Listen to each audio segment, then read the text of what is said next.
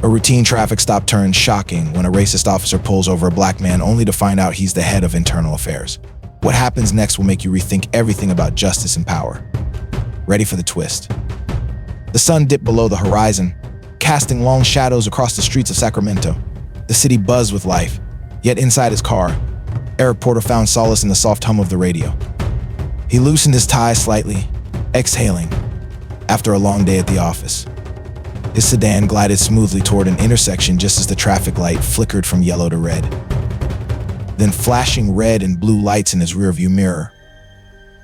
A sharp burst of sirens cut through the evening air, sending a pulse of adrenaline through Eric's veins. His hands tightened briefly on the wheel before he eased the car to the curb, rolling down the window. Footsteps approached measured, deliberate. Officer Bradley Larson came into view, his uniform crisp, his badge gleaming under the streetlights. His presence carried an unspoken authority, the kind that made people second-guess themselves even when they'd done nothing wrong. License and registration, the command was firm, emotionless. Eric moved slowly, popping open the glove compartment and retrieving his documents. He handed them over, his movement steady, deliberate. But even as he complied, he felt the weight of Larson's gaze, assessing, scrutinizing, searching for something beyond a simple traffic violation. "Do you know why I pulled you over?" Larson's voice had a practiced calmness, but there was something else lurking beneath it. Eric met his gaze, unflinching. "I'm not sure. You didn't come to a full stop at the light." Eric held back a sigh. His voice remained neutral. "I thought I slowed down in time, but if you say otherwise, I'll take your word for it." Larson didn't respond right away. Instead, he lingered, eyes narrowing slightly as he studied Eric's license. The moment stretched, silent and taut, until the officer spoke again. "You're not from around here, are you?" A beat passed before Eric replied, "I moved here a few months ago. My address is on the license." But that wasn't what Larson was really asking. "Where were you headed in such a hurry?" Eric kept his tone even. "Just on my way home." Larson took another slow step back, lips pressing into a thin line. Then, without breaking eye contact, he folded the documents, tucking them into his chest pocket. "Step out of the car." Eric's grip on the steering wheel tightened ever so slightly. A fraction of a second passed, unnoticed by most, but in that instant, both men understood the shift. "Is there a particular reason for that, officer?" Larson's fingers twitched at his belt. "I told you to step out. Don't make this harder than it needs to be." The warning wasn't overt, but it was there, laced between the words like a loaded chamber. Eric inhaled slowly, then unbuckled his seatbelt and pushed open the door. As he stood, the night air felt heavier, charged with something unseen yet undeniable. Larson sized him up, broad shoulders, sharp eyes, not a hint of nervousness. He gestured toward the hood of the car. "Hands on the hood, where I can see them." Eric complied, palms flat against the cool metal. His voice, steady as ever, broke the silence. "What exactly are you looking for, officer?" Larson smirked, a slow, knowing expression. "Just a routine check. Can't be too careful these days." Eric turned his head slightly, just enough to meet Larson's gaze. "Routine, huh?" A pause. "Or are you looking for something specific? Or is there something about me that doesn't sit right with you?" The question hung in the air like a drawn knife. Larson's jaw tightened, but his smirk never fully faded. He shifted on his feet, a hand lingering near his belt, but he didn't answer. "Watch your tone," he muttered instead. Eric let the silence stretch. Then, finally, with the faintest trace of a smirk of his own, he replied, "I'm just asking questions, officer. Transparency is important, don't you think?" For the first time, Larson hesitated. A flicker of uncertainty, quickly masked, but Eric saw it. The balance power was shifting, and both men knew this was far from over. The haze had vanished, replaced by something sharper, almost guarded. He parted his lips to respond, but the words refused to come. Eric's composure was unsettling, knocking him off balance, and he didn't like it. As the silence stretched, the tension between them crackled like static in the air. This wasn't unfolding the way Larson had expected. But rather than backing down, he dug in deeper. The real test was about to begin. Larson drummed his fingers against the holster at his waist, his frustration barely contained. He wasn't accustomed to being challenged, especially not by someone like Eric. His gaze flicked toward the sedan as though searching for a justification he had yet to fabricate. "Turn around and place your hands on the hood," Larson ordered. His tone clipped. "I need to check for weapons." Eric arched an eyebrow. "Weapons? His voice carried an air of disbelief, yet remained measured. Do I look like someone who's carrying a weapon? Larson's jaw clenched, a slight crack appearing in his composure. I'm not going to ask again. For a brief moment, something unreadable flickered across Eric's face. Then, without protest, he turned and flattened his palms against the car's hood. Larson stepped forward, the crunch of his boots against asphalt slicing through the heavy silence. His hands moved over Eric in swift, forceful motions, lingering longer than necessary. This wasn't just a search, it was a display of power. An attempt to provoke a reaction, but Eric remained still. No flinch, no tension, not even a shift under the invasive scrutiny. You're clean, Larson muttered, stepping back. The words sounded begrudging, as if it irritated him that he'd found nothing to justify his suspicion. Eric turned to face him, his expression calm, but his eyes sharp. Of course I am, he said simply. Now, officer, if you're finished. I'm not done, Larson interrupted, his voice tightening. The words came too fast, betraying his need to stay in control. You seem to know a lot about what I can and can't do. Care to explain why? Eric folded his arms, his stance relaxed despite the tension thickening between them. I've had my share of encounters with law enforcement, he said. Let's just say I've learned a thing or two over the years. Larson narrowed his eyes. That's so? You a lawyer or something? Eric gave a faint smile. Or something. The ambiguity irritated Larson. He stepped closer, invading Eric's space, his voice dipping to a near growl. Listen, you think you're smarter than me? Think you can talk your way out of this? Eric held his gaze unshaken. I don't think anything, officer. I just believe in fairness. And from where I'm standing, I'm not seeing much of it here. The words settled between them like a challenge, and Larson took the bait. Fairness, Larson scoffed. You think fairness is what this is about? People like you always. He stopped abruptly, the unfinished sentence lingering like smoke. Even unsaid, it had already escaped. Eric's expression remained unchanged, but something in his posture shifted, subtle, yet deliberate. He'd caught exactly what Larson hadn't said out loud.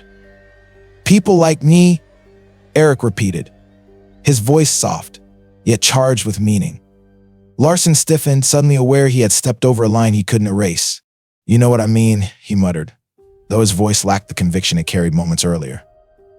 I think I do, Eric replied smoothly. His calm wasn't passive anymore, it was precise, cutting through the pretense like a scalpel. And I think we both know this stopped being about a traffic violation a long time ago. Larson opened his mouth, but no words came. For the first time, he looked uncertain, as if he wasn't sure how to regain control. The power dynamic had shifted, and he was now standing on unsteady ground. Eric's voice broke the silence, steady, unwavering. Officer, I think it's time you knew who I am. Larson's brows knitted together, irritation flashing across his face. I don't care who you are, he snapped, though a slight crack in his tone suggested otherwise. Eric reached into his pocket, his movements deliberate. I'm retrieving my badge, he said calmly, eyes flicking to Larson's twitching hand near his holster. No need for dramatics, I just want you to see it. The air tensed further as Larson's gaze followed Eric's hand. Slowly, Eric withdrew a leather wallet, flipping it open to reveal a gleaming badge. Eric Porter, he said, his tone as casual as a neighborly introduction. Head of Internal Affairs, Sacramento Division. Larson froze. His eyes darted between the badge and Eric's face, searching for some trace of deception. But there was none. Only quiet authority and something far more unsettling. Disappointment. Internal Affairs, Larson repeated, his voice cracking ever so slightly. Yes, Eric cut in before he could finish the thought. I oversee officer conduct. My job is to ensure that those who wear this badge uphold the integrity it's meant to represent. Larson's face drained of color, his confident facade unraveled piece by piece. He took a step back, his hand dropping away from his belt, as if the weight of his own authority had suddenly become unbearable. Eric took a step forward, closing the distance Larson had instinctively created. Tell me something, Officer Larson, he said, his voice calm but razor sharp. Do you know what the most troubling part of this entire interaction has been? Larson didn't answer. He looked like a man who had just realized he was sinking and had no idea how to climb out. If you find these stories inspiring and they motivate you to take action, please comment 9. If not, comment 0. Your feedback means a lot to us. Thank you for your valuable time. Eric's voice remained steady as he continued. You assumed I wouldn't know my rights, that I wouldn't understand the laws you swore to uphold. Officer Larson opened his mouth but failed to produce a response. Eric's stare was unrelenting. You assumed I wasn't someone who deserved respect. Eric finished for him. His tone wasn't angry, but the weight of his words struck like a verdict. And that's not just a problem for me, officer. That's a problem for everyone you encounter in this uniform. Larson's shoulders slumped slightly under the gravity of Eric's words. His gaze flickered to the badge Eric now held, as if hoping that ignoring it might make it disappear. Eric took a step back, giving Larson space to absorb the moment, but his voice remained firm. Here's what's going to happen. You're going to step back, return my documents, and think very carefully about what you say next. Larson hesitated, lips parting as if debating whether to push back or comply. That moment of hesitation cost him. Before he could gather himself, Eric added, his voice dropping to a measured warning, and you're going to hear from me again. Not as the driver you stopped on the side of the road, but as the man who determines whether you deserve to keep that badge. A flush of color spread across Larson's face as he swallowed hard. The weight of realization settled over him. With hands that trembled slightly, he reached into his chest pocket, pulled out Eric's license and registration, and handed them over. Eric took them without a word, tucking them neatly into his wallet before moving to his car door. He paused, looking over his shoulder one last time, meeting Larson's gaze with a piercing steadiness. Remember this, Officer Larson, Eric said. The badge doesn't make you better than anyone. It makes you accountable to everyone. Sliding into his seat and starting the engine, Eric drove off, leaving Larson standing in the fading daylight, his confidence shaken and his future uncertain. But for Eric, this wasn't the end of the matter. It was only the beginning. The drive home was quiet, but Eric's mind was anything but. He replayed the encounter, not because it was unique, but because it wasn't. Larson wasn't the first officer he had met like this, and he wouldn't be the last. But this time, things would be different. This time, Eric had the power to act.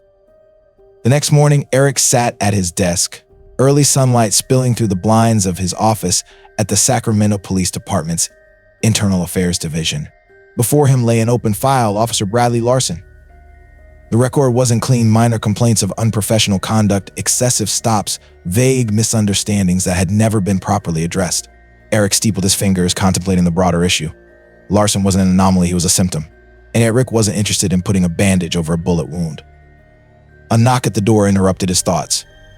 His assistant, Linda, stepped in, holding a stack of reports. Morning, Mr. Porter. I've got last month's misconduct case summaries. Also, Chief Daniels wanted me to remind you about the department review next week. Eric nodded, taking the files. Thanks, Linda. And schedule a meeting with Chief Daniels this afternoon. There's something I need to discuss. Linda hesitated, sensing the weight behind his words. Of course, she said, before slipping back out. Eric turned his attention back to Larson's file. But this wasn't just about one man. It was about the culture that allowed officers like him to act without consequence. And culture started at the top. That afternoon, Eric sat across from Chief Daniels in a conference room. The seasoned officer, with salt and pepper hair and a no-nonsense demeanor, listened intently as Eric recounted the traffic stop. I could have written it off as just another bad interaction, Eric said, his voice measured but resolute. But that would have been a mistake. Larson's behavior isn't an isolated incident, it's a sign of a deeper problem. Daniels exhaled, rubbing his temples. This isn't the first time Larson's name has come up, he admitted, but we've always handled it internally, quietly. And that's the problem, Eric countered. Quiet doesn't fix anything. Quiet lets it keep happening. It's time to be loud. Daniel studied him for a long moment. What are you proposing? A department-wide review, Eric said without hesitation. Not just individual officers, but our training, protocols, and accountability systems. We can't keep sweeping this under the rug. If we don't hold ourselves to a higher standard, how can we expect the community to trust us? Daniels leaned forward, clasping his hands together. You're going to ruffle some feathers with this. Good, Eric said simply. It's about time someone did. The following weeks were a whirlwind of meetings, interviews, and reports. Eric worked tirelessly compiling data, speaking with officers, holding public forums. The Larson incident became more than a single case. It became a catalyst for change, a turning point forcing the department to confront its flaws. Larson faced an internal hearing. Eric made no secret of his involvement, sitting across from Larson as the officer squirmed under scrutiny. The hearing resulted in a suspension. But Eric knew the real victory wasn't in punishing one officer, it was in preventing the next Larson. Months later, Eric stood at a podium at a community event, addressing a room filled with officers, officials, and residents. His words weren't about blame, but about responsibility, the duty to build a system that worked for everyone. Justice isn't just about catching the bad guys, Eric said, his voice carrying through the hall. It's about ensuring those sworn to protect and serve do so with integrity, fairness, and respect. That's the badge I believe in.